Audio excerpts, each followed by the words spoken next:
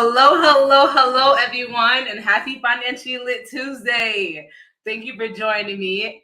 And we're back every Tuesday at 6:30 p.m., where I bring you news, tips, and tricks on how to wealth up. Those of you that are tuning in from the Sipping Wealth YouTube channel, be sure to hit the subscribe button and the notification bell so that you don't miss any Financially Lit Tuesdays. And if you're tuning in general from all platforms, make sure you hit a drop a comment in the comment section so I know who's tuned in with me as well. But yeah, y'all, let's go ahead and get started. Of course, it is tax time. One of the best seasons of the year and all. But tonight we're going to be talking about married individuals, whether or not they should be filing jointly or separate. So there's been a lot of question around this. Of course, every individual has different measures, but I'm going to give you like some general ideas, some general consensus and facts that are centered around the filing jointly status and the married filing separately status. So just to give you an idea of both of the filing statuses and whether or not you should be filing that way. All right. So the IRS has officially been starting to accept tax return as of yesterday, January 24th. So for those of you that are like ready, like you're like, hey, I want to go ahead and file my taxes, get my refund. I just want to get it out of the way, whatever the case may be. Like the IRS is accepting electronic tax returns. So you could go ahead and get them filed, all that good stuff. For my married people, like I said, the two filing statuses. You have filing separately and you have filing jointly. So it's like, oh, which one do I do? Right? So your filing status determines your tax rate and whether or not your standard deduction rate as well. So it weighs in heavy on your taxable income because of those factors. So you definitely want to make sure that you have some information on these factors so you know which filing status to kind of lean towards. Of course, there's a lot of taxpayers, tax professionals, different things like that out there. I'm just here to give you some base knowledge so that you can help point them in the right direction, but also point yourself in the right direction as well. So when you get married, you notify the IRS of your married status by when you actually file married.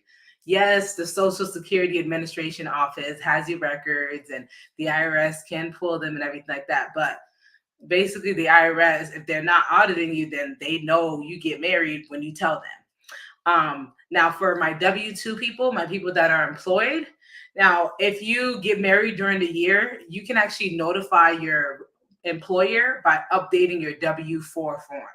So this is that form that you fill out at the beginning of the year or when you first start a job so that you can let them know how much taxes to withhold out of your paycheck. So at any point during the year, you can say, hey, I want to update my withholding because I got married, so you don't have to wait until you file taxes to go ahead and update it. All right. As far as the amount of taxes that are being withheld out of your paycheck. So for married filing jointly, you do married filing jointly when you all are living under the same household. You actually are legally married, whether it's same sex marriage or not same sex, and in whatever state, whether you got married internationally or within the country, you're married, right? So, and filing separately is, hey, maybe one spouse lives in a separate household. Maybe you have a court decree that says that you are separate. And then there's the other part that says, hey, maybe we do live in the same household, but we're separate. We're separate, right? All right. So for income brackets, for married filing joint couples, the lowest income bracket is 10%. So 10% is if your taxable income is under $9,950, basically if you round up a little bit, about $10,000. About $10,000 if your income, if your taxable income is below that, then you fall under the tax rate of 10%. All right. So for my people that are filing And of course, there's different bracket systems and things like that. For my people that are filing married, filing separately, your standard deduction is different. So the amount that you would have to make as far as your taxable income is concerned will change your income bracket and how fast you get into the next income bracket. So what so for tax year 2021, the standard deduction for married couples filing jointly increased to 25,100. So there was a $300 increase from the previous year. So for my married filing separately people, it's 12,550. So there was $150 increase. So there's definitely that advantage as far as when you're filing together to have a standard deduction of 25,000. Now I'm going to get into itemized deduction and all that good stuff, but that's just to give you some base knowledge. All right, so for some tax benefits from married filing jointly individuals, so a lot of times with these filing statuses, it puts you in the running or takes you out of the running for certain credits.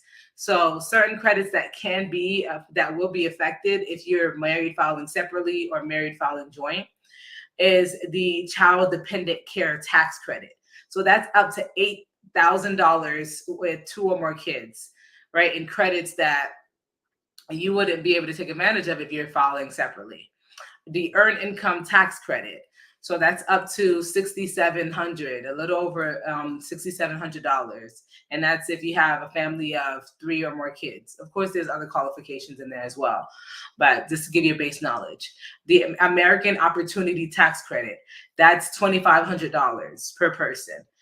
The lifetime learning tax credit, that's $2,000 per tax return. So these are different credits that you can be out of the running for, or that can be altered if you have the married filing separate filing status. For our married filing, some benefits and for filing separately from the spouse can be the amount of taxes one spouse has to pay. So maybe one of these spouses, maybe the husband, he has a business and he made $100,000 in taxable income, and the wife is like, I don't want that tax that you didn't pay your estimated tax payments throughout the year.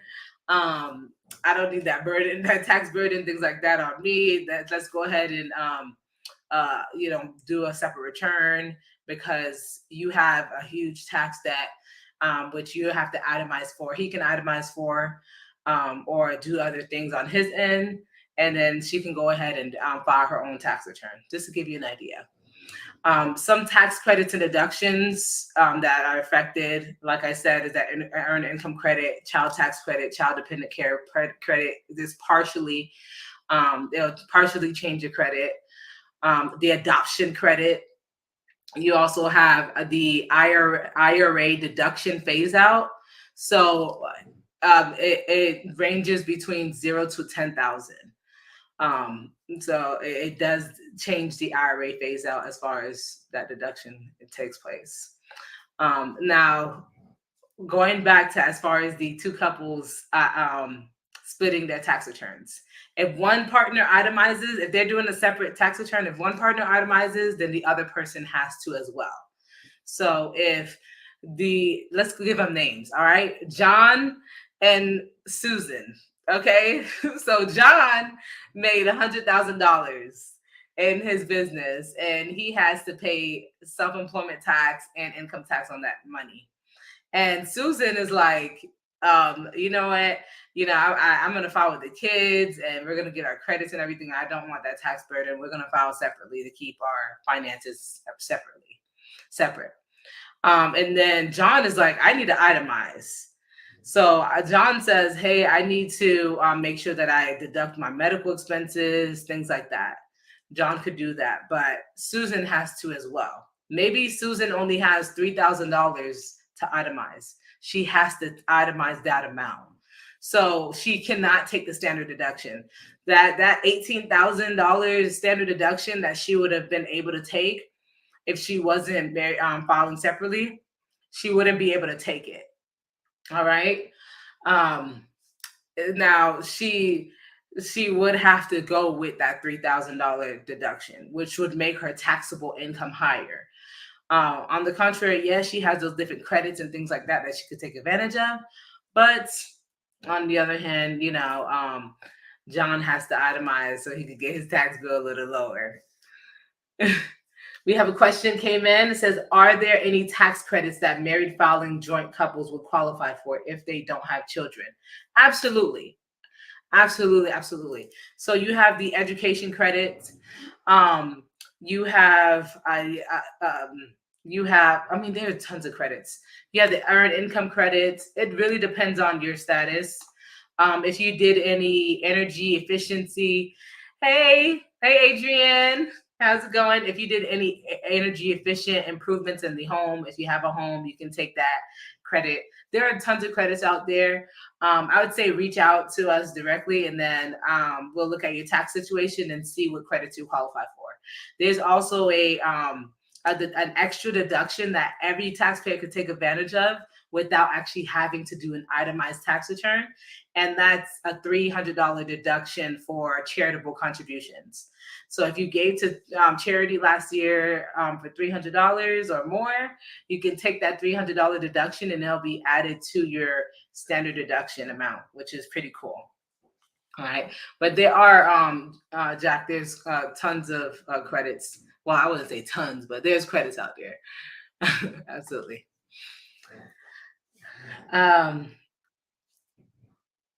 Yes.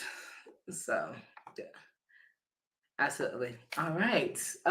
Brian says, no, I'm not married, but when the time comes, yes, when the time comes, you will definitely have like all this great knowledge to be able to say, hey, we're going to do it this way, and this is the best way. Tax law changes all the time, but I'll be here so that I'll be able to drop some knowledge to you all as well and update you all on all the changes, because especially from last year to this year, there has been so many changes. Hi, it's the brows. Thank you. You're funny. Thank you, Ketsy. Okay, community property. So for community property, I know it's not like something that's big in Florida,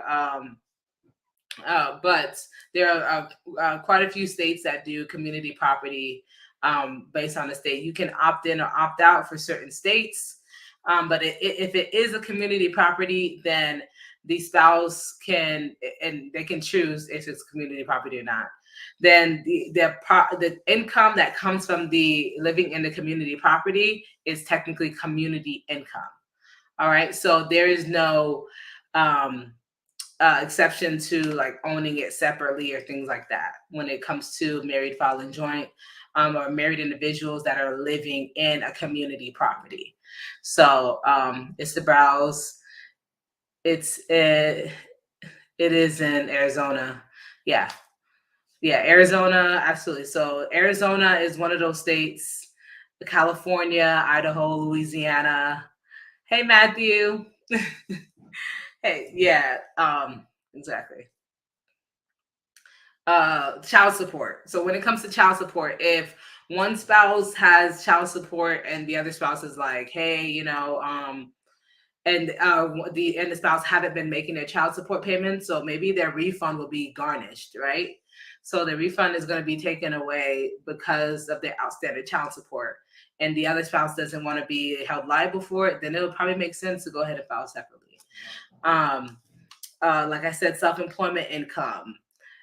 There are different ways. So just to give you all some base knowledge on whether or not you should be filing separately or together. Of course, like I said in the beginning, every situation is a little different. So I would recommend talking to a tax specialist or speaking to us at strategic tax accountants so that your situation specifically can be addressed. Because there are different income sources, things like that, different tax strategies that you can implement, and whether or not the numbers make sense, because you have to put the numbers together to see if it actually makes sense to file separately. So because it may look like it from bird's eye view, oh, filing separately seems like the thing to do. And then you actually do the numbers for both and you're like, oh, it actually makes sense for us to file jointly versus separately. Now, when it comes to the IRS, you cannot do on and off, married filing jointly, married filing separately for tax reasons. The IRS will get mad and audit you and fine you and all that good stuff. So, although I did explain it for tax reasons and different things like that, you can't just file married filing separately just because you want to avoid taxes. If it's done to avoid taxes, the IRS doesn't like that. You know, they want a piece of the pie. Okay. Is it okay to file differently based on the year? Like change from year to year? No, you do not want to change year to year because in order to file separately, there are other guidelines, but the base guideline is you actually have to be separate from your spouse. So that entails a court decree, that entails, hey, you're all not together. That entails maybe y'all didn't live together the last 6 months of the year. That entails split income source, split child care, things like that. So you can't jump around. You can't go, oh yeah, 1 year I'm head of household, the next year I'm married, the next year I'm separate, unless that actually is the case. That just screams red flag for the IRS, okay? So you don't want to jump around. Next week, I'll be going over how to claim your dependents on your taxes. So qualifying dependents, we're going to dig into there based on what are some qualifying factors based on your income, based on the actual child or person. So you'll get all the information on qualifying dependents next Tuesday at 6:30 p.m. But you can only file separately if you're separated. Yeah, so you have to be, because it's married filing separately. There's other specifications as far as how to file married filing separately. It really depends on the case, but generally you actually have to be separate. You can't just do it for tax reasons. So yeah, the IRS doesn't want you jumping around just to avoid taxes. All right. She said that. All righty, y'all. That's it for this week's Financially Lit Tuesday episode. Thank you all for joining me.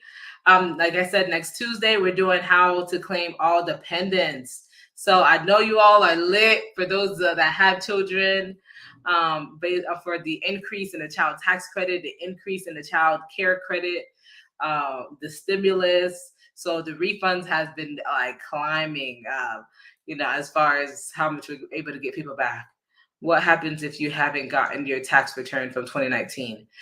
Yeah, the IRS is backlogged. Unfortunately, the IRS has over $10 million worth of refunds that have not been, that has yet to be processed. So, and that's for 2020. So 2019, they still have returns, the refunds that haven't been processed. They're still backlogged from the whole pandemic and shift and things like that. So that's why I say for those of you that are looking to file early as soon as possible, because 9 out of 10, your tax return will be delayed because they're already delayed. They're already backlogged from last year. So if you're hoping for 2 weeks in your refunds in your account, then it might not be the case. So don't count your eggs when it comes to expecting the refund on a particular date. Definitely be flexible. All right. And it's not your tax preparer's fault. I have a question over here. W-2 ain't come in yet. I've gotten my 2020 with the quickness now. Yeah, so employers have literally until the 31st of this month to get it out. So if they haven't given it to you yet, it should be in the mail. It should be on its way. I know a lot of employers offer online versions of the W-2 as well, so you can try to do that. And the other option is using your last pay stub. So you don't have to use the W-2. You can do it with your last pay stub. All right. What happens if I put married filing separately on my job W-9 form, but I actually want to file jointly now? That's fine. So if you put, and this is a W-4 form for your job, your employer, a W-9 is for 1099 and they don't withhold taxes. But for if you put married filing separately, but you actually want to do jointly, then you can literally edit it when you file your tax return. You would just put married filing jointly when you file your tax return. That the W-4 form is just kind of giving the employer um information so they know how much to withhold out of your paycheck every week or bi-weekly or monthly, whatever. But the IRS just kind of waits on when you actually file your tax return, and that's how they determine whether or not you get a refund or you owe taxes. So that's fine. You're completely fine. Hey, Eni. Hey. Congratulations again. Woo. Alrighty, y'all. That's it for this week's Financially Lit Tuesday. Tune in next Tuesday at 6:30 p.m. Be sure to go onto the Sipping Wealth YouTube channel and hit the subscribe button and the notification bell so that you don't miss any Financially Lit Tuesdays. And have an awesome, extremely amazing Financially Lit Tuesday, y'all.